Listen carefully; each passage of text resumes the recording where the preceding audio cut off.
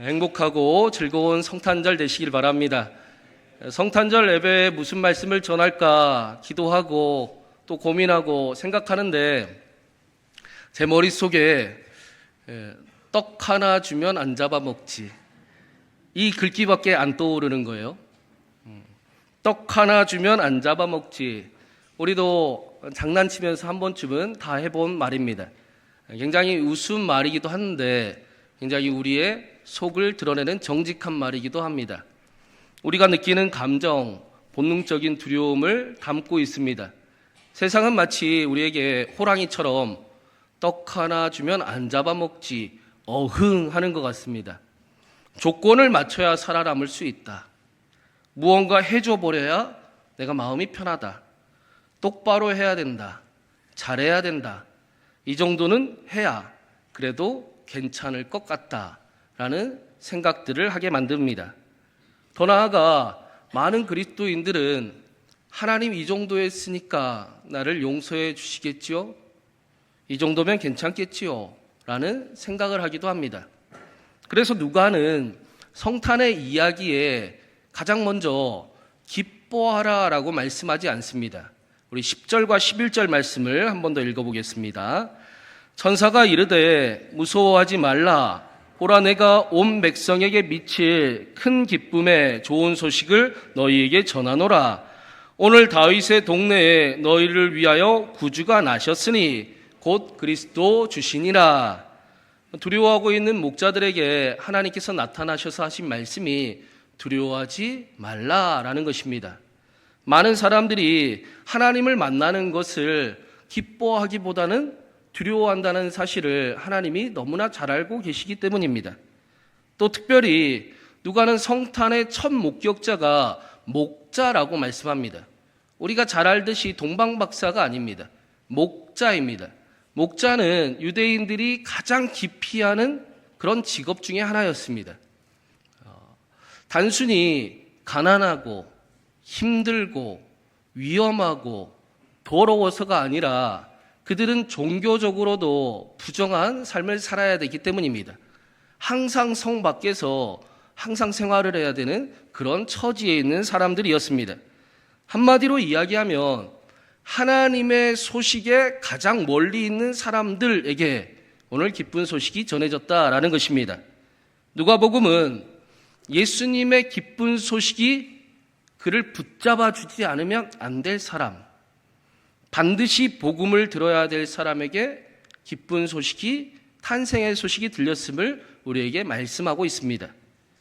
늘 떡 하나라도 구하지 않으면 안 되는 사람, 늘 떡 하나를 가지고 내밀어야 안심할 수 있는 사람, 그 사람에게 오늘 기쁜 소식이 들린 것입니다. 오늘 하나님 앞에 혹시 나와왔는데 자격을 여전히 갖춰야 될 것 같고 나만 알고 있는 부끄러움 때문에 머뭇거림이 있고 두려운 마음이 혹시 있으십니까?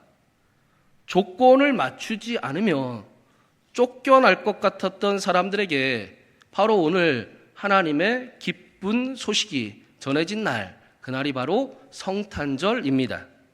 그리고 그들에게 말씀하십니다. 무서워하지 말라. 떡이 없어도 괜찮다라는 것입니다. 여러분의 삶이 괜찮다라는 것입니다. 증명하지 않아도 된다는 것입니다. 또 한 가지는 우리가 떡 하나 주면 암 잡아 먹지가 편한 이유는 우리도 사실은 누군가에게 그렇게 하고 싶기 때문입니다. 그래서 하나님께도 떡 하나 주면 안 잡아 먹겠습니다 라고 신앙생활을 할 때도 있습니다. 하나님, 떡 하나 주면 내가 잘 믿어보겠습니다. 하나님, 떡 하나 주면 제대로 신앙생활을 해보겠습니다. 심지어는 어느 순간 우리가 하나님을 믿는 자리에서 내려와서 하나님의 자리에 앉아 하나님께 떡을 가져오라 라고 말할 때도 있습니다. 그런 우리에게 예수님은 내가 생명의 떡이다. 나 먹고 그래 네가 살아라 라고 말씀하셨습니다. 너무나 하나님이 되고 싶어하는 우리를 하나님의 자녀로 만들어 주신 날이 바로 성탄일입니다. 우리가 예수 그리스도를 통해 하나님의 자녀가 되었습니다. 그래서 오늘 말씀에 예수님의 탄생을 14절에 이렇게 말씀을 합니다. 우리 14절 말씀 한번 읽어보겠습니다. 지극히 높은 곳에서는 하나님께 영광이요 땅에서는 하나님이 기뻐하신 사람들 중에 평화로다 하니라. 예수님의 탄생은 지극히 높은 곳에서는 하나님께 영광이고 땅에서는 하나님이 기뻐하는 사람들 중에 평강입니다. 영광이라는 단어는 우리가 단순히 박수를 치고 환호를 외치는 것을 이야기하지 않습니다. 성경이 말하는 영광은 하나님이 나타나셨다. 하나님이 하나님 되심이 회복된 상태를 영광이라고 이야기를 합니다. 우리가 하나님을 오해했습니다. 혹은 하나님의 자리에 앉고 싶어 했습니다. 그런데 그 일이 성탄의 그 날에 다시 회복이 되었습니다. 그 일이 영광입니다. 그래서 예수님께서 요한복음에 내가 십자가의 길을 걸어가는 것이 하나님의 영광이다 라고 말씀하셨습니다. 죽은 나사로를 살리시고 병든 자를 고치시고 영광이라고 말씀하지 않으시고 내가 너희를 위해 죽으러 가노라가 영광이다 라고 말씀하셨습니다. 너희가 오해하고 있는 떡 하나 주면 안 잡아먹을 것 같이 여기는 그 하나님과의 관계를 원래대로 되돌리는 것, 하나님의 오해를 푸는 것이 바로 영광이다. 하나님이 하나님의 자리에 다시 계신다가 영광이라고 말씀하는 것입니다. 그러니 이제 안심해도 됩니다. 우리가 예수님의 탄생으로 인해 하나님의 자녀가 되었으니 하나님의 자리를 탐하려고 할 필요도 없습니다. 이미 우리는 하나님의 자녀, 아들, 딸이 되었습니다.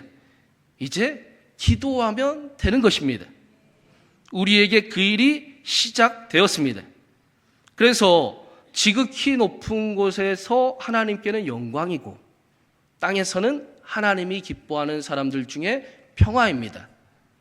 이 평화는 하나님께로부터 오는 평화입니다. 은혜로부터 오는 평강입니다. 무사 아니라요 아무 일도 일어나지 않는 평강을 비는 그 평강이 아니라 하나님이 함께 하심으로 오늘을 책임지게 할 수 있는 평강입니다. 문제를 이기게 하는 평강입니다. 죄인을 크신 사랑으로 뒤덮는 평강입니다. 하나님이 이제 우리의 아버지가 되셨기 때문입니다. 우리는 하나님의 자녀가 되어버렸습니다. 이제 기도하면 되기 때문입니다. 우리에게는 하나님의 자녀된 권세가 있습니다. 그래서 14절 말씀을 보면 중요한 단어가 나와요. 이 평화보다 앞서서 하나님이 기뻐하신 사람들 중에 평화입니다. 아무에게나 평화가 아니라 하나님이 기뻐하신 사람들입니다. 우리 보고 하나님을 기쁘게 만들라가 아니라 하나님이 저와 여러분을 기뻐하신다라는 것입니다. 하나님이 이미 저와 여러분을 붙들고 계신다라는 것입니다. 그래서 우리는 그 하나님의 부르심에 어떻게 반응합니까? 우리 교회의 표처럼 하나님을 위하여 나 자신을 사랑하고 나의 가정과 나의 교회와 나의 삶의 자리를 사랑함으로 하나님의 그 부르심에 응답하며 살아갑니다. 사랑하는 여러분, 성탄은 우리의 자격을 증명하는 날이 아니라 우리가 이미 붙들렸음을, 이미 하나님의 자녀가 되었음을 믿어도 되는 날입니다. 아기 예수님이 우리를 위해 태어나셨습니다. 우리가 하나님의 자녀가 되었습니다. 메리 크리스마스. 하나님의 놀라운 은혜와 평강이 저와 여러분에게 가득하기를 주님의 이름으로 축원합니다.